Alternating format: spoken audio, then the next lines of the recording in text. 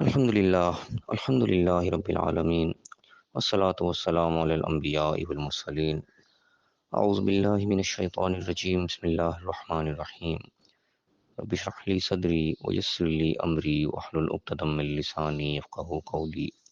واجعل لی وزیرا من اہلی۔ محترم سامعین، السلام علیکم ورحمۃ اللہ وبرکاتہ۔ الحمدللہ قرآن پاک کا مطالعہ ہماری جاری ہے۔ سورۃ توبہ کی آیت نمبر 48 تک ہم پڑھ چکے ہیں۔ آج انشاءاللہ آیت نمبر 49 سے آیت نمبر 52 تک پڑھیں گے۔ اعوذ باللہ من الشیطان الرجیم بسم اللہ الرحمن الرحیم۔ وَمِنْهُمْ مَنْ يَقُولُ ائْذَن لِّي وَلَا تَفْتِنِّي، اور انہی میں سے ایسے لوگ بھی ہیں جو کہتے ہیں کہ ہمیں تو اجازت دیجیے اور کسی فتنے میں، کسی آزمائش میں نہ ڈالیے، کسی پریشانی میں نہ ڈالیے۔ کن میں سے، کن کا تذکرہ ہو رہا ہے؟ جسے پچھلی آیات کے ہم پڑھتے آ رہے ہیں کہ منافقین کا تذکرہ چل رہا ہے، جو اوپر اوپر سے لبادہ اوڑھ کے بس مسلمانوں کے ساتھ ملے رہتے تھے، لیکن اندر سے ان کا دل ایمان نہیں لائے ہوئے تھے، اور کوئی نہ کوئی بہانے بازیاں کر کے وہ اپنی جان چھڑانے کے چکر میں رہتے تھے کہ کسی آزمائش میں نہ ڈلیں، بس دور دور سے بیٹھ کے بس فائدے حاصل ہوتے رہیں، ان کو تکلیف ان پہ نہ پہنچے، کوشش ان کی یہی ہوتی تھی۔ تو انہی لوگوں کے تذکرے میں ایک ان کے اور جو ہے وہ بات بیان کی جا رہی کہ کیا کہتے تھے۔ ومنہم من یقول، ان میں سے کہتے تھے کہ یقول ائذن لی، کہ ہمیں تو اجازت دے دیجیے، ولا تفتنی، اور کسی آزمائش میں ہمیں نہ ڈالیں کہ یہ جو ہے بڑا لمبا سفر ہے اور بڑے معاملات ہیں۔ علماء نے ان کے مختلف قسم کی تفاسیر کی ہیں، کئی لوگوں کے نام لے کے بیان کیا کہ ان کے اندر عجیب عجیب قسم کے جسمانی قسم کے ان کے اندر کمزوریاں تھیں، خواہشات تھیں۔ انہوں نے اس چیز کے بارے میں ہائی لائٹ کیا کہ ہم تو پہلے سے بڑے کمزور ہیں دل کے، کوئی ایسا آگے فتنہ آ گیا تو ہم اپنے اوپر قابو نہیں رکھ سکیں گے۔ بہرحال مختلف تاریخ میں مختلف چیزیں ملتی ہیں، پر یہاں پہ اللہ تعالیٰ جس قسم کا تذکرہ کر رہا ہے کہ وہ بہانے بازی پر کسی قسم کے کرتے تھے۔ پچھلے جو تذکرہ گزرا اس میں سفر کا آیا کہ سفر بہت لمبا تھا، مشقت بھرا تھا، اس لیے انہوں نے اس چیز کا کیا اس کا بہانہ۔ اگر چھوٹا سفر ہوتا تو یہ چل بھی پڑتے، اور آسان کا معاملہ ہوتا کہ ٹھیک ہے یہاں جائیں گے تو فائدہ ہو جائے گا، چلو چلتے ہیں۔ تو اللہ تعالیٰ نے اس کا تذکرہ کیا یہاں پہ۔ تو یہاں بات یہ آئے کہ انہوں نے آزمائش سے بچنے کا ایک بہانہ کیا کہ ہمیں تو آزمائش میں نہ ڈالیں۔ وہ سفر آزمائش ہے، وہ سفر کی بھی ہو سکتی ہے، اور وہ جنگ بھی بڑی سخت تھی، یہ بھی بتایا جاتا ہے، اس کی بھی ہو سکتی ہے۔ کسی قسم کی آزمائش سے انہوں نے بس اجازت طلب کی کہ ہمیں اس مسئلے میں نہ ہی ڈالیں، ہمیں تو اجازت ہی رکھیں آپ۔ اللہ نے اس کے کیا کمنٹ پاس کیا کہ الا فی الفتنۃ سقطوا،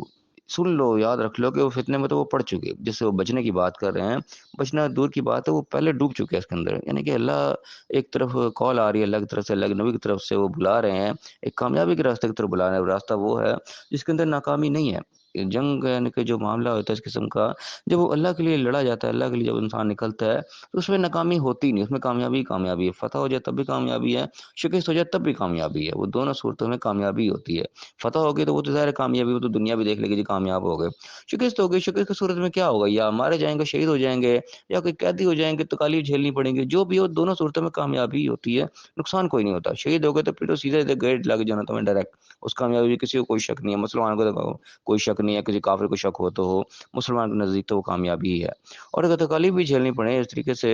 حضرت بلال تھے، کوئی شہادت تو ان کو نہیں ہوئی، لیکن انہوں نے تکالیف جھیلی، بہت بہت تکالیف جھیلی، تو تکالیف جھیلنے سے بھی ان کے درجات بلند ہی ہوئے، ان کا نقصان نہیں ہوا، ان کو آخرت کے لحاظ سے فائدہ ہی فائدہ ہے۔ تو مسلمان جب اللہ کے لیے لڑنے کے لیے نکل جاتا ہے تو وہ نقصان والا چیپٹر اس کا ختم ہو جاتا ہے، وہ فائدے میں ہی ہوتا ہے ہر صورت میں۔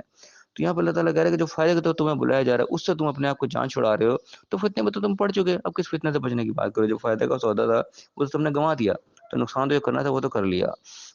اگر میں کہوں ان جہنم لمحیطۃ بالکافرین، اور جہنم جو ہے وہ تو ان کافروں کا احاطہ کرنے کے لیے کافی ہے، یعنی کہ اس سے بچ کے تو نہیں نکل سکتے۔ اور جو راستہ چنا ہے، کامیابی کا راستہ چھوڑ دیا، تو ظاہر ہے اب وہ جہنم کے راستے پر ہی جائیں گے، وہ ان کا گھیرا کرنے کے لیے کافی ہے پھر۔ تو لہٰذا اللہ نے کہا کہ جس فتنے سے بچنے کی کوشش کریں وہ اس میں یہ پڑ چکے، بچنا تو دور کی بات۔ اب میں کہ ان تصب کا حسنۃ تسؤم، اگر تمہیں کوئی بھلائی پہنچتی ہے تو ان کو برا لگتا ہے، یعنی کہ کامیابی مل جاتی ہے ان کو، تو ظاہر اندر سے ساتھ ہے نہیں، اندر سے تو دشمن ہی ہے وہ، تو ظاہر دشمن کا فائدہ ہوگا تو ظاہر دشمن کو تو برا ہی لگے گا، دوسرے دشمن کو۔ تو یہ وہ بات ہے کہ تمہیں اگر بھلائی پہنچتی ہے، کامیابی پہنچتی ہے، اچھائی پہنچتی ہے، ان کو برا لگتا ہے، ان کے برداشت نہیں ہوتے۔ اللہ تعالیٰ ان کے دلوں کی باتیں بیان کر رہا ہے کہ دلوں کے حال تو ہم نہیں جان سکتے، اللہ تعالیٰ جانتا ہے۔ تو ان کے اندر کی کیفیات جو اللہ تعالیٰ وہ تذکرہ کرے کہ ان کے پہ کیا گزرتی ہے، اچھائی ان کو بری لگتی ہے۔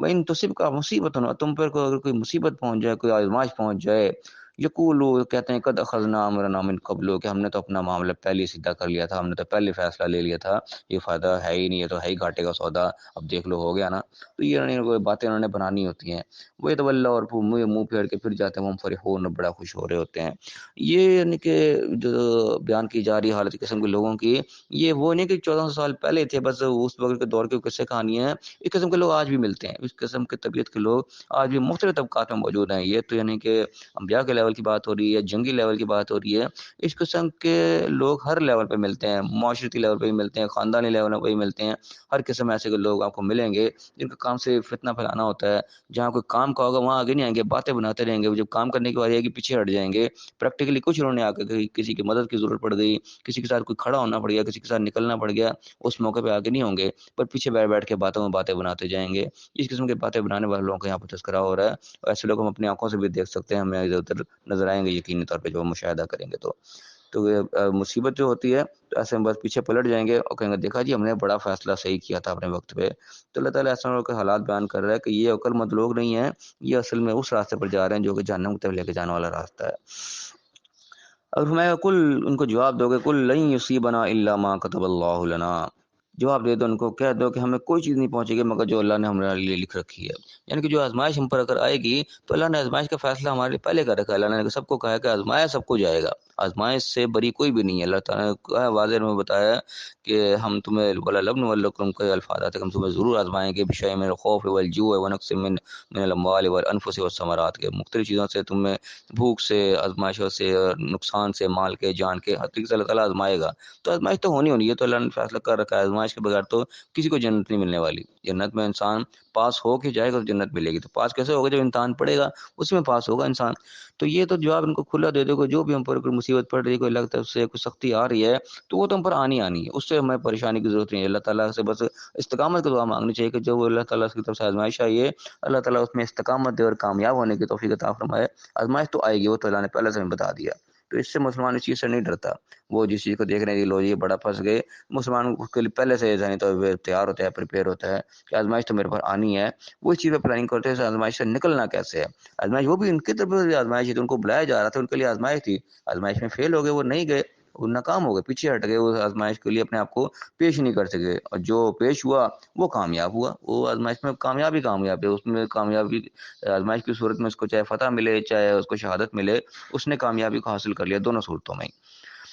اب فرمایا کہ جو ملنی ہے وہ تو ہماری لکھی ہوئی اللہ نے، وہ تو ہوگی، ہم نے آزمائش آنی ہے۔ ہوا مولانا، وہ ہمارا مولا ہے، ہمارا مالک ہے، ہمارا کارساز ہے، ہمارا مددگار ہے، وہ اس کی مدد سے ہم نے جہاں بھی جس موقع پہ بھی نکلنا ہے اس کی مدد سے نکلنا ہے۔ اس کا توکل ایک مومن کا اللہ پر ہی ہوتا ہے، اگر اللہ کیا کرے وَعَلَى اللَّهِ فَلْيَتَوَكَّلِ الْمُؤْمِنُونَ، مومنوں کا توکل ہونا ہی اللہ پر چاہیے، کوئی بھی صورتحال ہو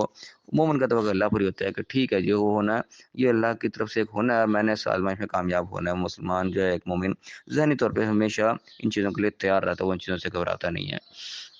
آگے جواب دیا کہ کل کہہ دو کہ حل تربصون بنا الا احد الحسنیین، کہ تم ہمارے بارے میں کس چیز کا انتظار کر رہے ہو؟ دو بھلی چیزوں میں سے ایک کا، یعنی کہ دو میں سے کوئی ایک ہی چیز ملی ہے نا، جنگ کا معاملہ آ رہا ہے تو جنگ میں یہ فتح شکست ہے، بس تیسری چیز تو کوئی نہیں ہوتی، کامیاب ہو جائیں گے یا ہار جائیں گے، بس دونوں میں سے دونوں صورتیں ہمارے لیے بھلائی ہے، ہمارے دونوں وہ حسن اس نئے آئے ہیں، دونوں کے دونوں بھلی چیزیں ہیں ہمارے لیے، کوئی بھی چیز جو ہے وہ بری نہیں ہے کیونکہ اللہ کے لیے نکلے ہیں۔ فتح ہوگی تو وہ بھی اللہ کے لیے ہوگی، کامیابی ملے گی، دنیا دیکھ لے گی، شکست بھی ہوگی تو وہ اللہ کے لیے ہوگی، جان جائے گی تو اللہ کے لیے جائے گی، تکالیف جھیلیں گے تو اللہ کے لیے جھیلیں گے، اس میں اجر ہی اجر ہے، فائدہ ہی فائدہ ہے، نقصان کا سودا کہیں پہ بھی نہیں ہے۔ تو ان کا جواب دیا جا رہا ہے کہ تم ہمارے بارے میں کس چیز کا انتظار کرو، دونوں بھلی چیزیں ہی ہیں، جو بھی ایک ملے گی وہ بھلی ہوگی ہمارے لیے۔ وَنَحْنُ نَتَرَبَّصُ بِكُمْ، ہم تمہارے بارے میں کس چیز کا انتظار کر رہے ہیں، أَن يُصِيبَكُمُ اللَّهُ بِعَذَابٍ مِّنْ عِندِهِ، کہ اس کی طرف سے تمہارے پہ کوئی عذاب آئے، یعنی کہ جو تم نے راستہ چنا ہے وہ عذاب کی طرف ہی جانے والا ہے، بس انتظار ہے اب کب آئے گا، وہ اللہ کی مرضی ہے، اب چاہے دنیا میں دے دے چاہے آخرت میں دے دے، وہ آ کر ہی رہنا ہے، جو تم نے راستہ چنا ہے وہ جائے گا عذاب کی طرف،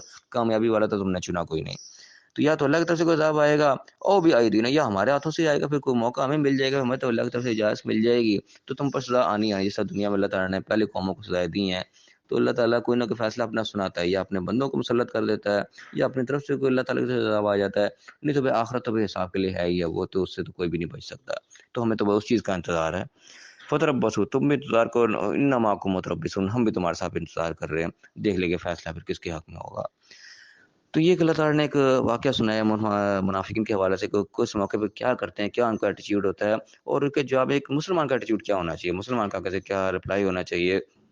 کیا اس کا توکل کا لیول ہونا چاہیے، کیا اس کی جو ہے ٹارگٹ آگے ہونا چاہیے، اللہ تعالیٰ نے یہاں پہ چیز بتائی ہے۔ تو یہ چیز ہمارے لیے بڑی سبق آموز ہے کہ ہمیں بھی دنیا میں ایسے لوگ ملیں گے جو منافق طبیعت کے ہوں گے، اوپر اوپر سے ہمارے ساتھ مل رہے ہوں گے لیکن اندر سے ہمارے ساتھ نہیں ہوں گے۔ وہ ان کا جو بھی طرز عمل ہے وہ میں اس چیز کو واضح کر دے گا کہ آگے ان کے اندر کیا ہے، جہاں کام کرنے کا موقع تھا وہ آگے بڑھ کے کام نہیں کریں گے بلکہ پیچھے پیچھے ہٹیں گے، جان چھڑا کے سائڈ پہ ہونے کی کوشش کریں گے، بس باتوں کو باتیں بڑی بنائیں گے۔ تو ایسے لوگ ہر دور میں موجود ہوتے ہیں، ہمارے دور میں بھی یقیناً موجود ہیں۔ تو ہمارا کام ہے ان لوگوں سے الرٹ رہیں، ان کو دیکھیں، اور جس طریقے سے اللہ تعالیٰ ہمیں بتا رہا ہے ہم اس چیز کو اپنائیں کہ ہم اپنا توکل اللہ پر رکھیں، جو کام کرنے والا ہے وہ ہم کریں، جنہوں نے نہیں کرنا وہ نہیں کرنا، ناکامی ان کا مقدر بن رہا ہے، ہم اللہ کے حکم پہ چلتے چلیں تو کامیابی ہمارا مقدر ہوگی۔ اللہ تعالیٰ ہمیں صحیح سمجھنے صحیح عمل کرنے کی توفیق عطا فرمائے اور دنیا اور آخرت دونوں جگہ کامیاب فرمائے، آمین۔ وآخر دعوانا الحمد للہ رب العالمین۔